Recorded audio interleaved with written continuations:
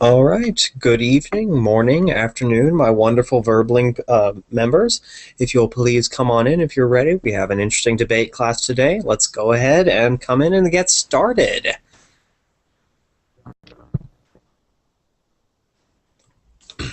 All right. Looks like we have several people in already. Makes it.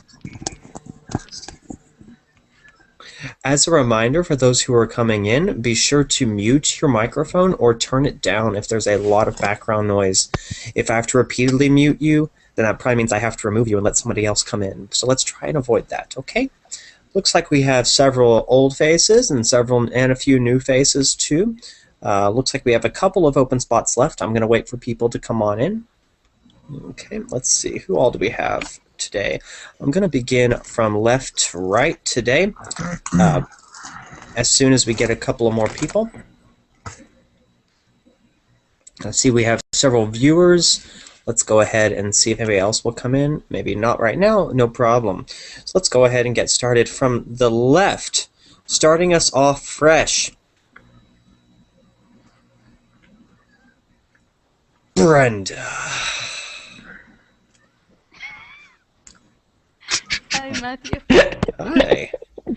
How are you? Wonderful. Of course, and suddenly more people come in. All right. So, how are you doing, Brenda? I'm fine. Wonderful. So Brenda is one of our students from Argentina, and then of course we have a new face. I see Mr. Carlos Ponciano. How are you? I'm fine, and you? I'm doing wonderful. Carlos, I forget, where are you from? I'm from Brazil, and I have a little of class with you. Yes, I recognized your face immediately when I saw.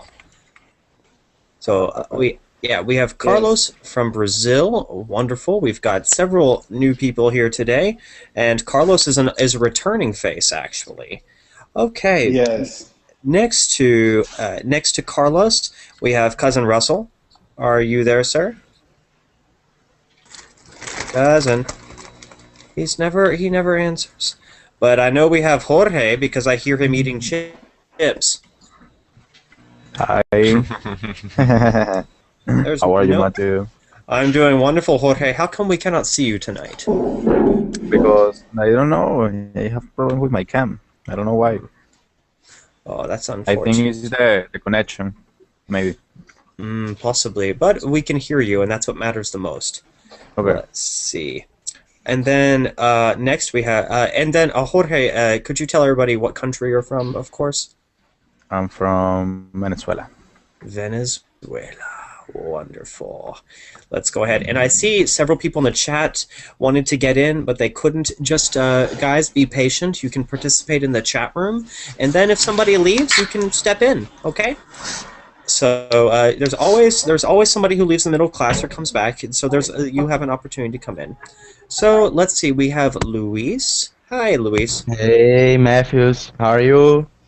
I'm doing great. Doing fantastic. That's nice. And the first, I'm not the old face. I'm very young. Okay. Yeah, I'm very young. Okay. Luis, wait. I have a question. ¿Cuánto años tienes? ¿Cuánto años tienes? I speak Portuguese. I'm 20. I'm 20. But Brazilian Portuguese is close enough to Spanish that you can at least understand me. Yeah. Oh, okay. It's close to Venezuela. Yeah.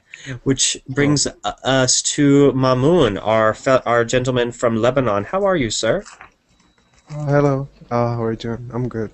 Oh, thank you for being here. I know it's a little bit late over in Lebanon. I wanted to ask Mamoun, are you living in Beirut? No, in Tripoli, North Lebanon. Oh, you're living in... Oh, that's such a beautiful city. I wish I could go there someday. Sorry, I was just getting excited. Let's see. And then next to next to Moon, we have me, and then next to me we have Motaz. Motaz, how are you, sir? I'm great, Matthew. Happy New Year. Oh, I'm doing wonderful. For the class, do you mind reminding us your country, Motaz? Syria. Syria, of course. And then we have some gentleman I don't know. We'll skip him and go to Vicenzo, Mr. Leon. Mr. Leon, how are you? Hi, Hi. I'm fine. So where are you? Where are you from, sir? I'm from Mexico, Oh, wonderful. What state in Mexico? Hidalgo. Hidalgo in central Mexico. Wonderful. Oh, Yes. that's my side. Yeah, almost next to Estado de Mexico. Is next to Estado de Mexico, Hidalgo. That's right. Wonderful. Happy to have you here. And then going back to this person, some guy named Sebastian. Sebastian, you're kind of new, I guess. I'm not sure if I've ever seen you. Yes, this is my first class. Matthew, is that your name? Yes, that's right. Yes, my first class. hmm Thank That's you. shocking. No problem. So, Sebas, I wanted to ask you. Now, of course, everybody knows Sebastian's actually been in this class many times. He's from Santiago, Chile. I want to welcome everybody to this class. This is sort of Matthew evening. I have several classes lined up. Yay! But I start off with a debate class today about a topic I had a lot of requests for, but I hesitated to actually bring up because of, as you know, in the U.S. we've had a recent tragedy about this issue, so I hesitated to bring this issue up. Guys, as a reminder, I'm hearing a lot of background noise. If you have a lot of background noise, please mute your microphone. It's only courteous. Okay? Thank you. You can always unmute yourself when you're going to speak. Okay? This was a topic that it's because recently in, of course, Newtown, Connecticut, we had a terrible disaster, I guess is the only way to say a tragedy. I hesitated to bring this topic up, but many students requested it on Facebook, so I will open this topic for discussion. Today's class is not just about gun laws, which may be relevant to the United States, but I'm opening it up to be very wide, so it includes all of our countries. Today's debate class, weapons laws. Laws regarding who can own weapons.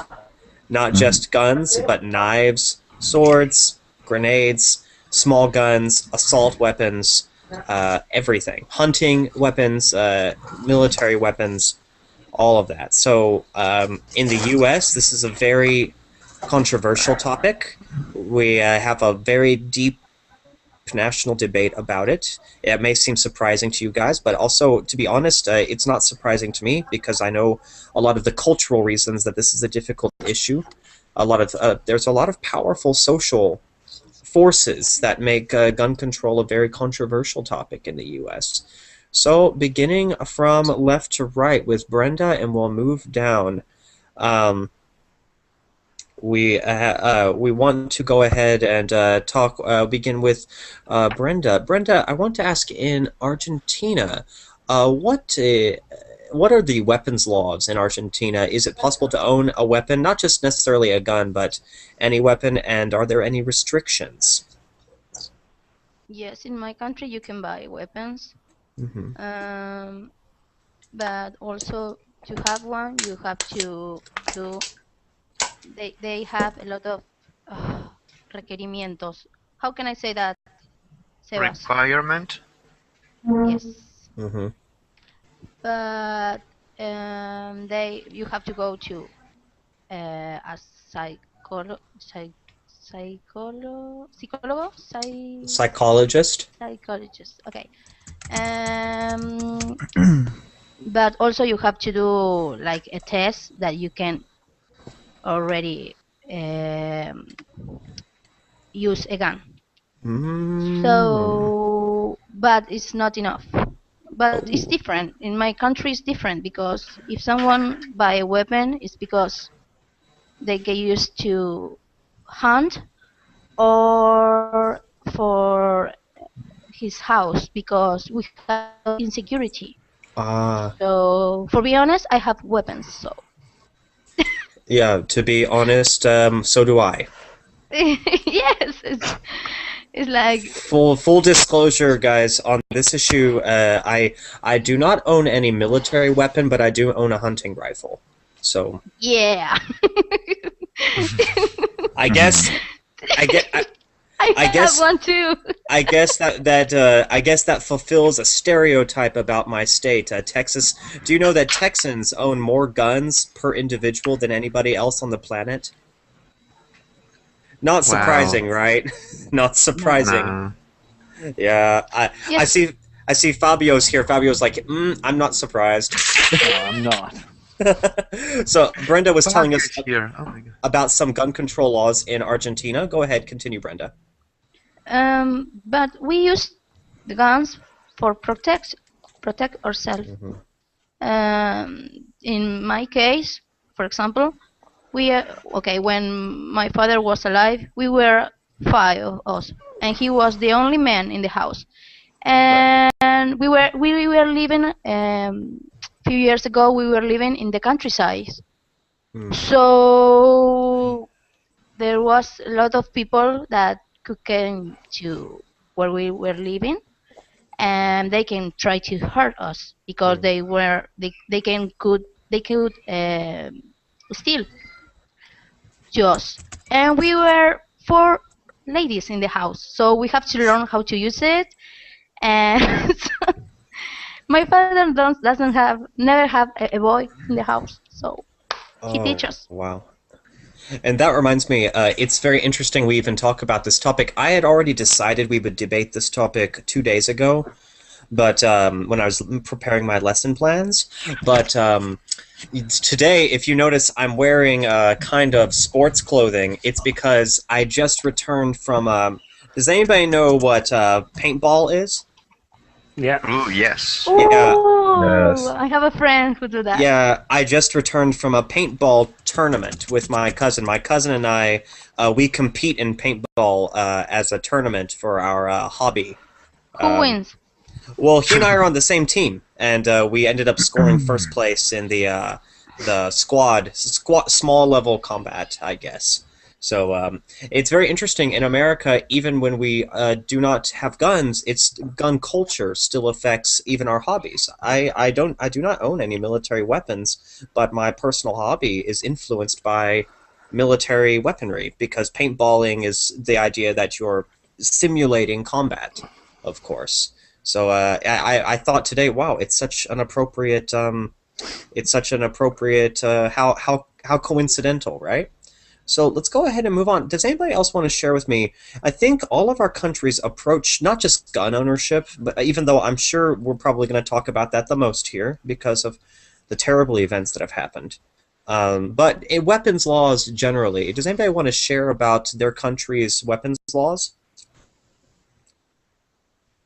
No. Is it very easy or difficult to own a private weapon?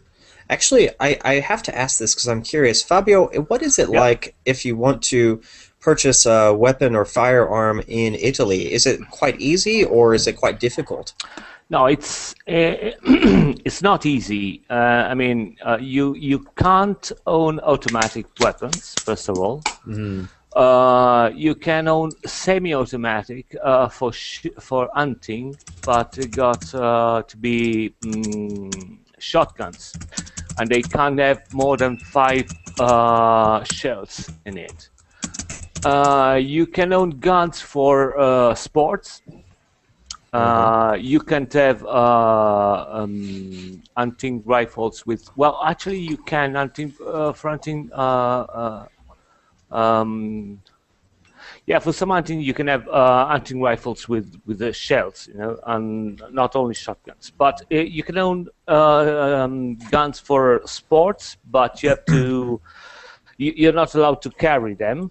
I mean, you can carry them only from your house to the target field. You can own guns. You can own concealed guns only if you apply for some special permits, and only if you belong to some activity. Only if you do some activities like, you know, people which deals with jewels and stuff like that. You know, it's not really easy. But and also you every time you buy shells or ammunitions, you have to you can't own as many as munitions as you want. Oh. Yeah. It's pretty much strict, but I mean, it works that way. I mean, it's gun control. It's a topic which I'm probably going to piss a lot of people off, because I've got some really, really firm ideas which are probably going to piss a lot of people off. You know, if I may, you know, first of all, you know, I haven't done the military. I've done the civil service, which in Italy, it used to be mandatory. Doing the military service was 1 year, and I did instead 1.5 years of civil service. So, I mean, my ideas are pretty much, they speak by themselves. Having said that, I'm going to say that I'm quite fascinated by guns. I own 2 or 3 replicas around there. I used to do to go not paintballing, but you know, shooting with airsoft guns. So it's quite fascinating. But having said that, you know, the whole idea that owning a gun for self-defense, to me, it's crap. Because you know, first of all, owning a gun and shooting to someone, it's 2 different things. I mean, it's completely different. You have to be trained to do that. You've got to have a proper response. You have to know how to deal with it. And it's something which even you either train for it specifically, or the first time it happens to you, the best thing is going to happen to you, you're going to probably shoot in your feet. If you're able to take the gun anyway. Even because, you know, at least in Italy, you're not allowed to carry loaded guns in your house. I mean, you have to carry the guns in one place and the shells in another place. So, but anyway, even if you have a loaded gun under your pillow, I mean, self-defense, it's really difficult. I mean, you know, shooting at the target, shooting at the person, and having response time, it's totally different. So, that's it. This is a similar argument brought up in America today after the shooting in Newtown. There were many pro-gun ownership groups advocated giving school teachers permission to carry guns. Yeah, I'm sorry, I'm interrupting you, but I'm really on this topic. I'm really hectic about it. I mean, that's completely bullshit. You know? Yeah. What is the solution of gun control? Put more guns in the schools. I mean, that's genius. I mean, it takes a mastermind to figure it out. You know? So yeah, and so the counter argument, of course, with this against giving teachers, first off, school teachers opposed this idea. They said, "I did not," as the teachers unions said, "we did not become teachers to become, you know, soldiers. We came to teach students and share knowledge. It shouldn't have to come to the fact that I have to carry a gun. If it's come to that point where security is that if it's come to the point where that's necessary for security, maybe it's no longer safe. I'm not teaching. I'm doing military service." And of course, the other argument was, no matter what civilian training you have to carry a gun license, it is maybe not complete. It's nowhere near as complete psychologically as military training. There's but also it's not working. I mean, you take any statistics in combat, full combat, you know, trained soldiers, people who do that for a living, 85% of the shells of the bullets are shot anywhere but towards the enemy. I mean, they couldn't hit a barn, the side of the barn, you know, because, you know, there's a lot of thing going on when you shoot it to someone, and those are professional soldiers, you know. God forbid what happens, you give a gun to a teacher, I mean, you know, okay, you know, and also, you know, why giving a gun? I mean, if they're not trained to do that, you should give them an automatic weapon, because if they're not trained to shoot a single shot, just give them some machine gun. So it's easy to kill someone, you know. Why don't you give them a rocket missile, you know, give them an atomic bomb? I mean, it's easier. If you're not trained, it's easier to throw a bomb. It is true, you know. Yes. And what happened if the teacher had a bad day? Yeah, I mean, that's crap. But, you know? Like but, my uh, wife. But guys, let's go ahead and Yeah, go I'm ahead sorry. and it's okay. But I do follow what we say Robert's Rules of Order. It's parliamentary procedure in these debate classes.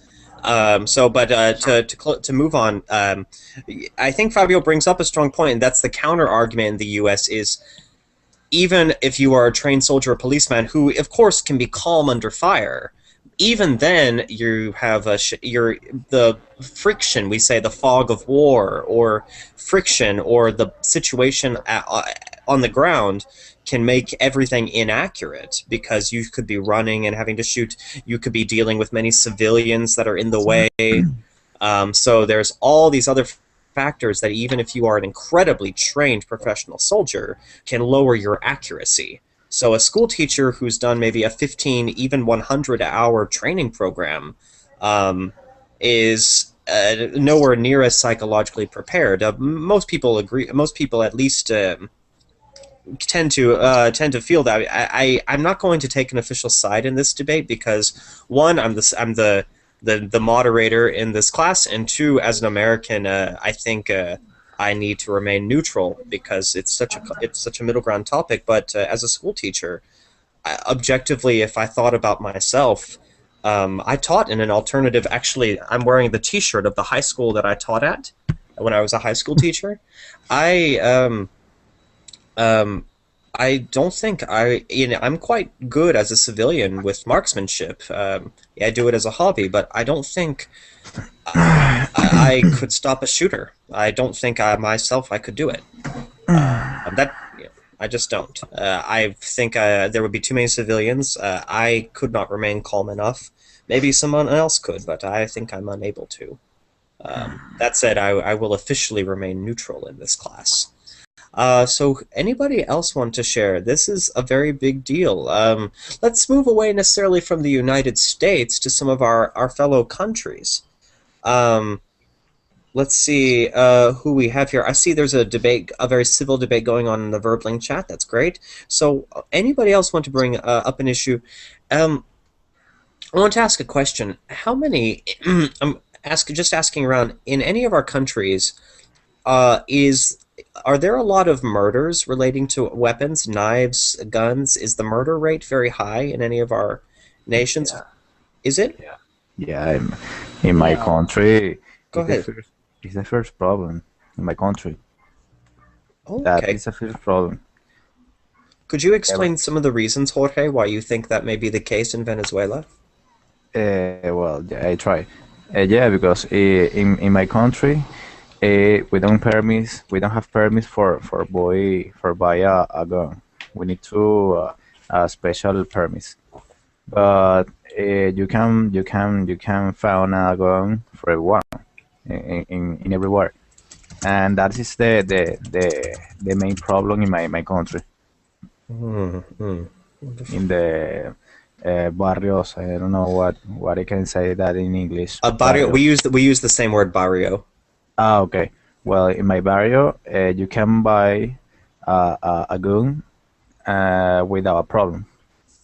You don't need have a permission because you can find a gun somewhere, wherever. Wow. And well, I think that is the most problem, the main problem in not only Venezuela, in America, in Latin America. Yeah.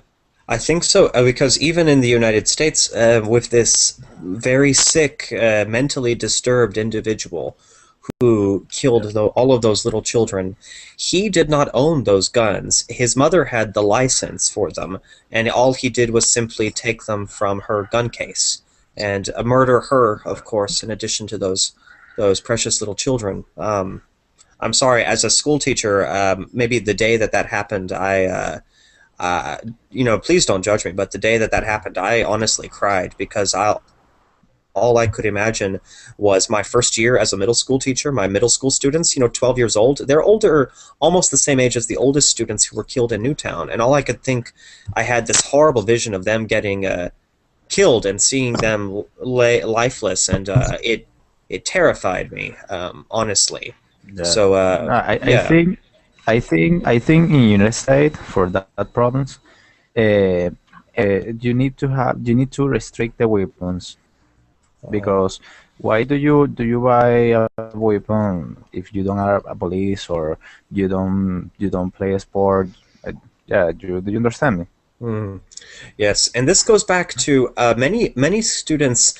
Every time I brought up a government class here, many students in the Verbling chat or on Facebook would ask me, Matthew, what about gun control? What about gun control? And I was like, oh, I don't want to talk about this because it's going to be so hard to explain.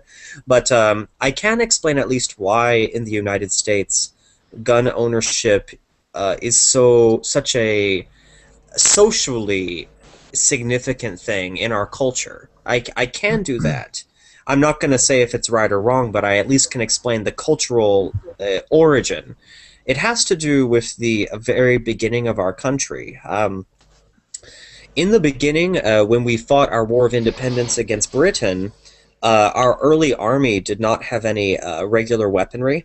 We had what's called, in English, militia. Militia is a kind of volunteer soldiers who had their own supplies, their own weapons, their own ammunition, and for a long time there was the backbone of our army was based on volunteer soldiers who carried their own weapons because at that time our national government could not afford to maintain a regular army. Believe it or not, there was a time when the United States was very weak and very poor, especially when we were fighting for our independence. So when our Constitution was written,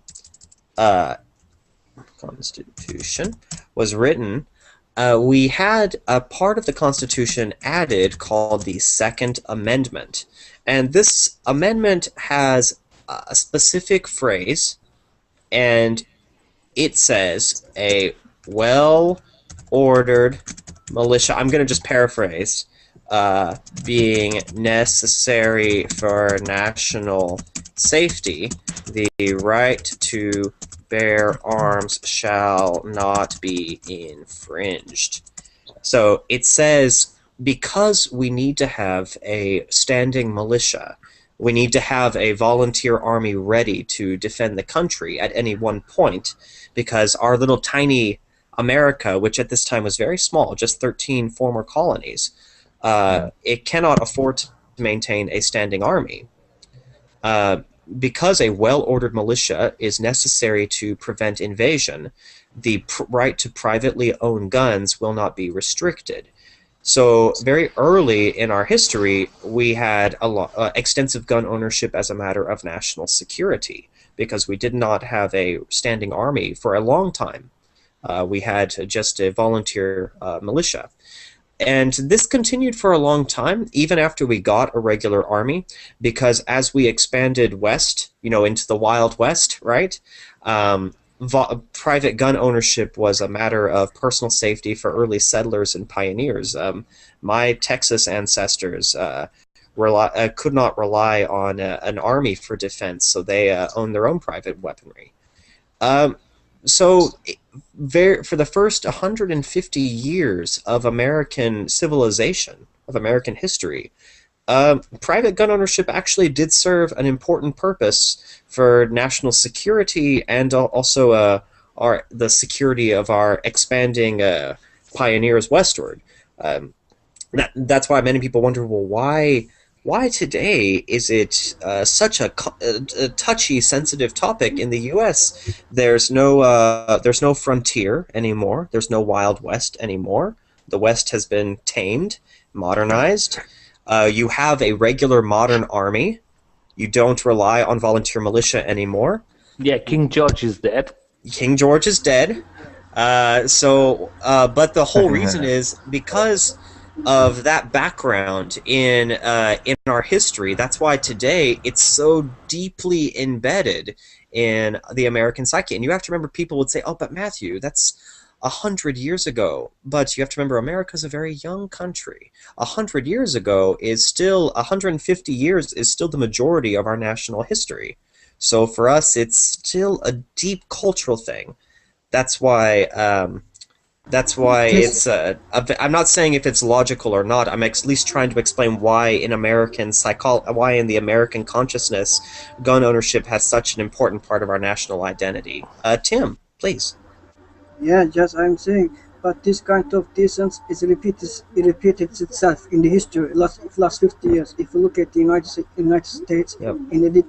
we come across that kind of massacres, yeah, a lot, because I think in the United States authorities they didn't learn from their mistakes, and they have to evaluate the history, because it's, I don't know, kind of chronic, is like a chronic disease and repeated itself, especially after last decent in the 27 people died in the United States. Is a gun gun market is booming.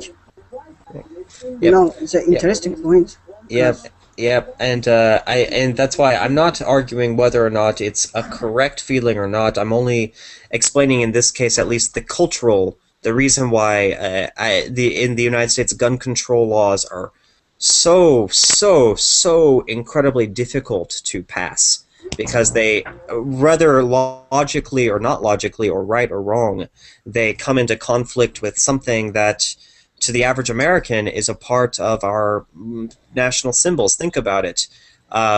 Minutemen, cowboys, pioneers. What is the common thing that all of these individuals owned? Guns, right? It's Also, based on that. Yeah, it's based on. Let me finish. It's based on that sense of.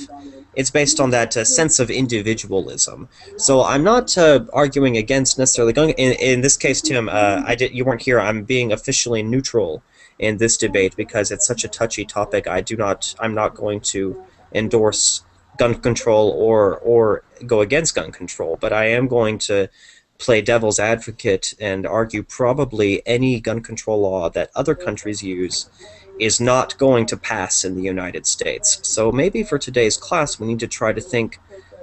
America, Tim brings up a good point. America has an issue where we have a lot of shootings. Not just Newtown. Very recently we had several firefighters murdered by a very crazy man who set his own house on fire just so he could shoot firefighters when they came to his house.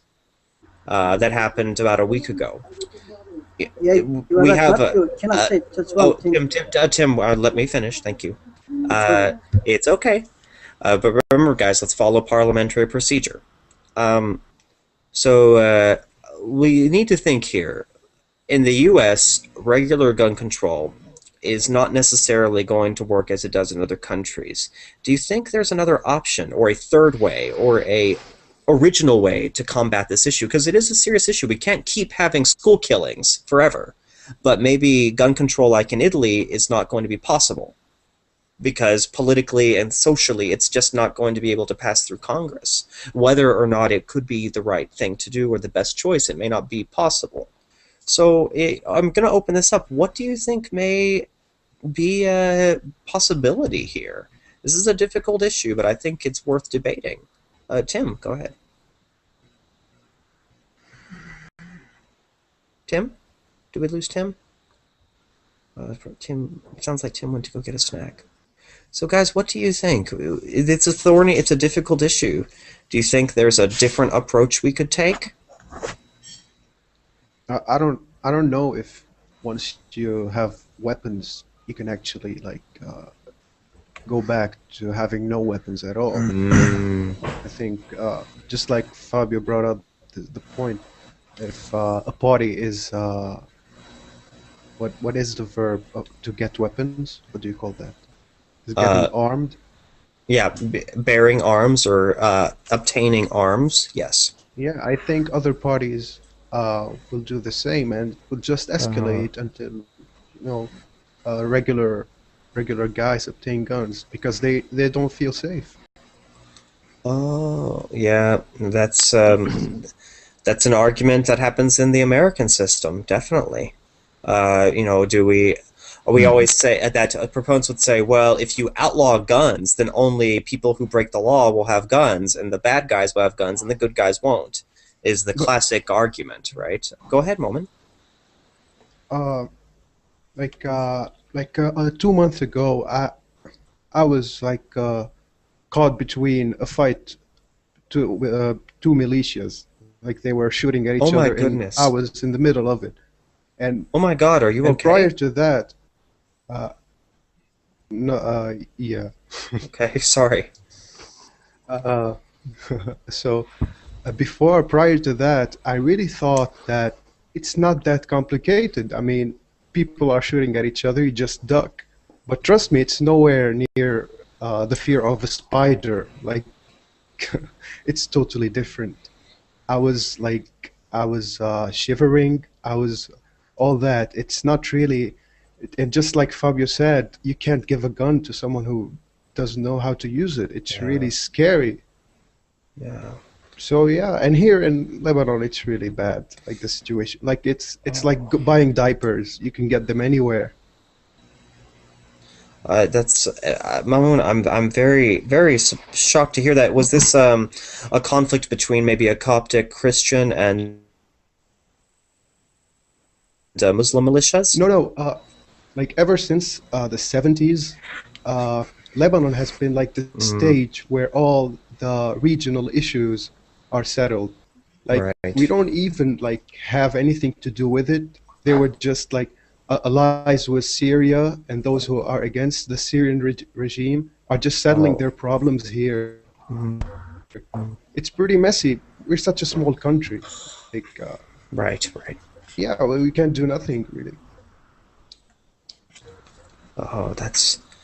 I'm so sorry to hear that. But your situation, even though it's terrifying, and I hope you never experience that again, brings up it's a very important story. Thank you for sharing that. So appropriate for this discussion. Tim, I want to ask, in South Africa, what are weapons laws in your country? I know that's a kind of a touchy issue in South Africa as well. Yes, you can get easily the weapons in South Africa. It's easy. You can carry a gun. Yeah. I mean, there aren't any strict law against guns and weapons. South Africa. Also, I want to say something about, you mentioned that you're in the United States about militia, yeah? You're talking about the army, yeah? And yeah, also the historical one. Yeah. In the United States, it's a problem. If you look at some private companies, like Blackwaters, they need really strict laws because they are just private company, and they employ the people is easily, because they get easily the weapon.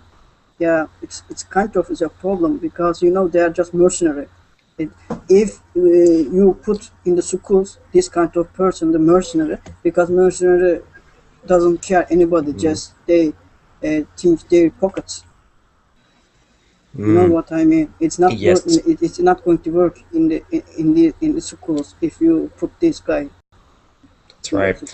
That's and Tim, that's why I always love it when you're in these classes, because that's very insightful too, because the fact that we have the Second Amendment, it allows these private companies to be able to acquire high-level arms. Now, one thing that may shock you guys, believe it or not, in the United States, we used to have a very strict ban on assault weapons. Assault weapons are military-level small arms that have rapid fire, like a machine gun and M16, M4. They used to be illegal to purchase in the United States, but the assault ban... Like war weapons. Yes. But now they are legal to buy. You can buy them if you pass the state laws. Because the national ban on them expired, it finished, and the national government did not renew the ban. So it's possible to purchase assault weapons now. Personally, again, I'm not going to take a side on that, but I do wonder, as a hunter myself, I would never use an M16 assault weapon to hunt a deer. You know, I would never use an M4 carbine to hunt a dove. It would probably vaporize or disintegrate the dove. So, what do you guys think about this? Again, I'm going to be neutral, so please don't ask my opinion. But what do you think about, hunting weapons aside, military-level weapons? Do you think people should have a right as individuals with individual liberty to purchase these kind of weapons, or should they only get them if they join the police or military? What do you guys think? I think you can beat a guy to death using your mobile phone, so it's not really the point. I think you should pass several tests to see if you're mentally in order. Because it happens a lot. They just tell you a guy lost his mind. What do you mean lost his mind? Like, this is not fun. This is not really. I don't know.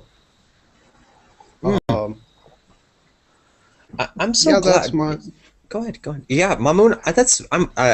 I'm sorry to get you. I think that you were finishing. I love the point you just made, because both sides of the argument in the United States, whether you support stricter gun laws or more looser gun laws, both sides agree that probably we need to take, as a country, America really has to take a serious look at our mental health situation.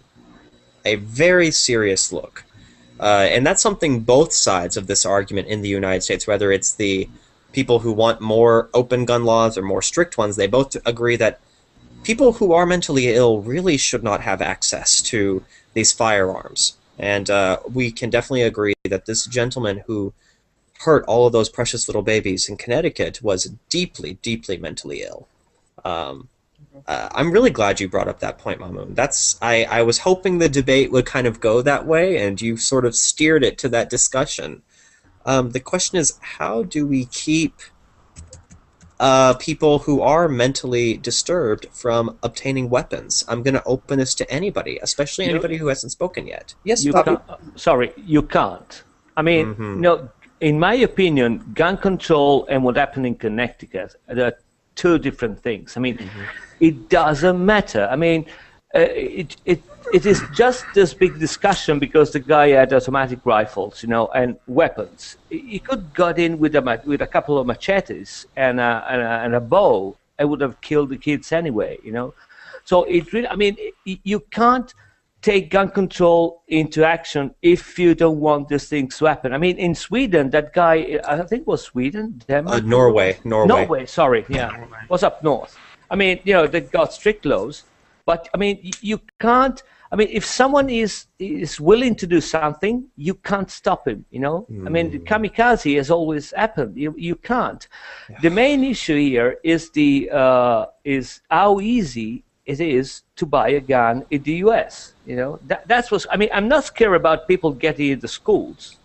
I'm more scared when I was driving the car over there and I piss someone off and he stops and he has a weapon in it because he can't. I mean, it's easier than in other places.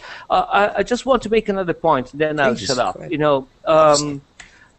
Just to give you something more to think about. The nation in Europe, which is where they have more guns in the house, is Switzerland.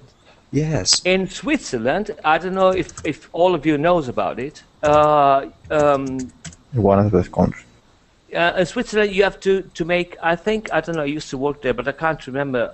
It's, I don't know, 15 days every year or stuff like that. Yes. You have to go back to the military. Yes, they actually still use a militia like we used to in the United States. Well, no. It's the army. It's the proper army. I mean, you're not. I mean, because you have your degree. It's not a militia. It's the proper army. But anyway, I digress.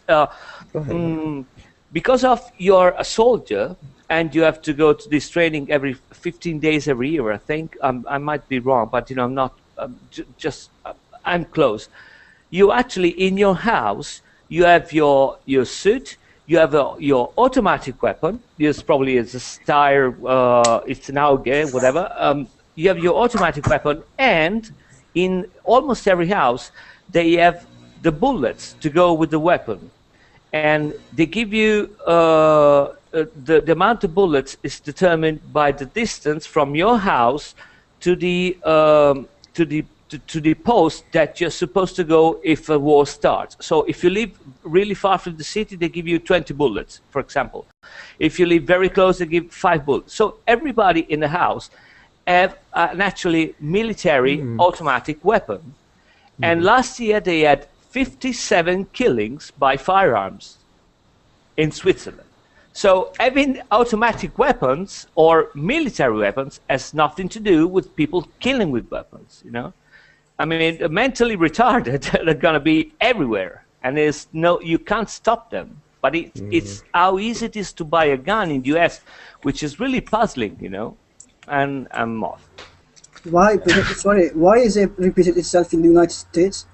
I'm sorry, Tim. No. I asked Fabio. Why is that distance is repeated itself in just only in the United States? I'm sorry. Why what? You said that there is nothing with the automatic weapon. You said that people has a problem, yeah? People need special care. There is nothing to do with the automatic weapons. Okay, why is this kind of distance repeated itself in United States? I don't know what you mean. I mean, if they're mentally healed, I mean, they have all these things steps up because he had a weapon. If he went in with a machete, you wouldn't say, "Okay, we're gonna ban machetes," you know. Or it could go there with, I don't know, you just name it, a big stick with some nails in it. You can't bend nails. I mean, to me, guns are not the point, you know. But I might be wrong. I don't know. No, exactly. You are right. Guns is not the point. If you restrict the guns law, you can get a guns if you like in the black market or something. I don't know. You can easily get it. It's the problem. I agree with you. It's a mental problems. Yeah. So these people have a mental problems. I am asking why this kind of distance is repeated itself in the United States. If you compare in the world, you mentioned about Switzerland, but if you compare the Switzerland and United States, is between a huge gap. You know what I mean? Because it's easy to buy a gun over there. I mean, if I go mental and I want to kill someone, if I can, I take the biggest stuff I can get my hands on. You know, if it's easy to buy a gun, I buy a gun. You know. Now, if I could get an RPG, I'd probably get an RPG. I mean, if I can get a tank, I'll buy a tank. You know, it's how easy it is. If I want to damage something, I'll take the biggest thing I can lay my hands on and buy it if it's legal. So. Yeah, and I think if I can interject, so I can establish a little bit of order, we also have an issue where with the Swiss Army, the weapons are being passed out, but the ownership of these weapons are being regulated effectively by the Swiss Army. They're not putting combat troops. They're not making individuals who are mentally disturbed or have a mental deficiency combat soldiers, of course. So there's a more of a, I would say, restriction or less access, not total lack of access, but less access to these weapons for individuals who are mentally disturbed than in the United States, where the open market and lacks background checks. Because we do have background checks, but they've become increasingly lax, less strict. You know, the open market, it's quite easy to obtain them compared to other nations. And like we repeated, our individual who committed this terrible atrocity in Connecticut, the free market still allowed him to access to the gun because even though he could not purchase a gun, he grabbed his mother's privately owned weapon. Yeah, you are right. But in the United States, a cutting-edge technology, you know, in the most powerful, it's the most powerful country in the world. I mean, United States cutting edge technology. They have style all kind of technology. If authorities want to take under control this issue, I think it's possible. I would have Because to disagree. I don't think so culturally, because it doesn't really matter technology so much as cultural power. And in the United States, there's just so much deep controversy over the restriction of gun ownership that I think it doesn't matter the kind of technology we maybe have. And even then, I would argue definitely, because if we did outlaw guns, this is not me coming out against gun control, but I always am quick to remind my students in college or elsewhere that there's no silver bullet, there's no magic bullet to fix anything. Technology has its limitations, and we should never go ahead and argue that, oh, technology can fix this. Because first off, implementing an expensive gun control argument, and this is what a critic would say, implementing an expensive gun restriction would require, one, a lot of public money, which the United States does not have. We have a budget deficit. And also, it would require both political parties to be willing to accept it, which is just about impossible, since there are members of both parties who would sacrifice their political careers to avoid gun control that's similar to Europe or elsewhere. I don't think the political will exists to do it, even if technologically it's possible. Financially and politically, I think the possibility is probably close to zero. So I want to go ahead and steer us then in the last remaining time here, rather than arguing back and forth, gun ownership is the sole cause. It's possible, yes, but I do think that it's, to use a phrase here, it's a devil that we have to live with, probably, in the United States. Gun ownership has been such a deep part of American individualism. I don't think, good or ill, right or wrong, I don't think it's going to go away. And we can see that from history, that gun restrictions have never been very politically successful in getting passed into law. So, with the idea that we will probably have gun ownership available on the free market in the U.S., how can we deal with that as a fact and still reduce shootings? That's a question, and that's very hard, because that comes out of the normal situation. Does anybody want to take a guess or make a suggestion? I heard somebody. I don't think you can, because let's look at it.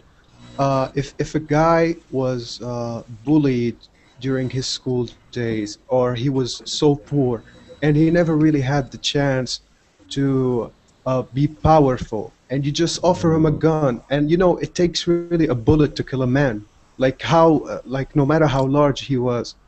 So what I'm saying, and this is a combination of the last argument and this one, I think you don't need to be mentally ill to kill someone. You can get mentally ill after you own the gun, like that psychological triumph that now you are the strongest.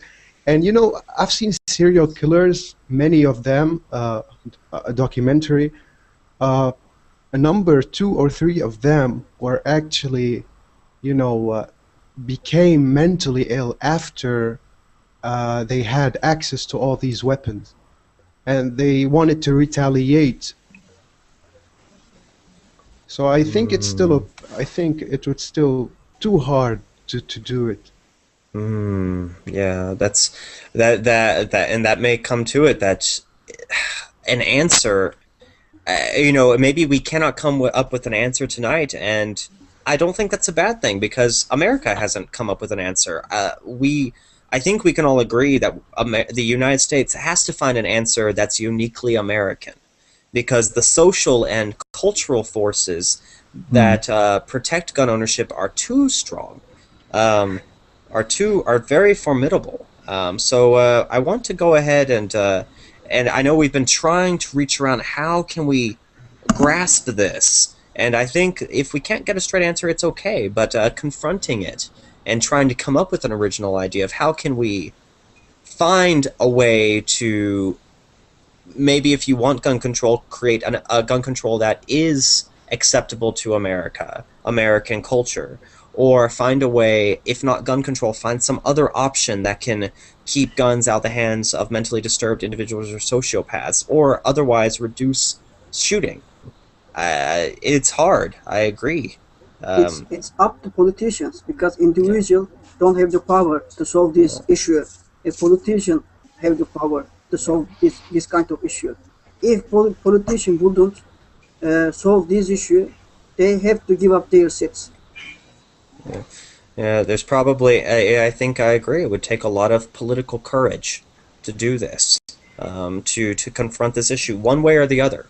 Either gun control or some other form of reform, some other type of reform to fix it. I really want to give a lot of credit to everybody. I was very nervous to bring up this topic as a debate topic, but we've dealt with controversial discussions before. I know this was something that was fresh on many people's minds 2 weeks ago, after everything that happened here, that people wanted to talk about it. I really want to commend everybody who brought up respectfully their arguments. Tim reminding us that it may take a lot of political courage from America's congressmen and policymakers to find a choice, to make compromise.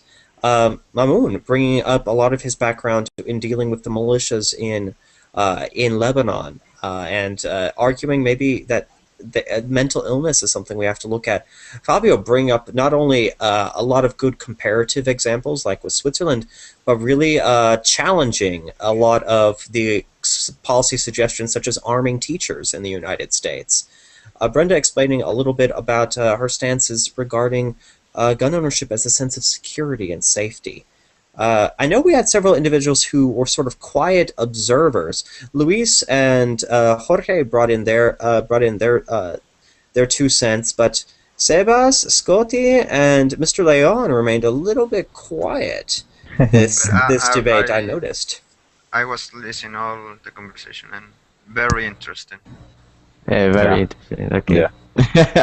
No, yeah. Because I'm I know telling the truth. I'm A complex problem. completely agree with Fabio and also with Mamoun when he said that when you get a gun, okay, you're not insane, but maybe a couple of years later you will be. And if you want to do something, you're just going to do it. That is the same exact same. Is what Fabio said. I mean, they just say everything that I actually think. Yeah, and to finish on, Mr. Vicenzo, Mr. Leon, I want to ask you, in Mexico, do you think gun ownership is a matter of security in Mexico, or do you think current weapons laws in Mexico are effective? What is your opinion?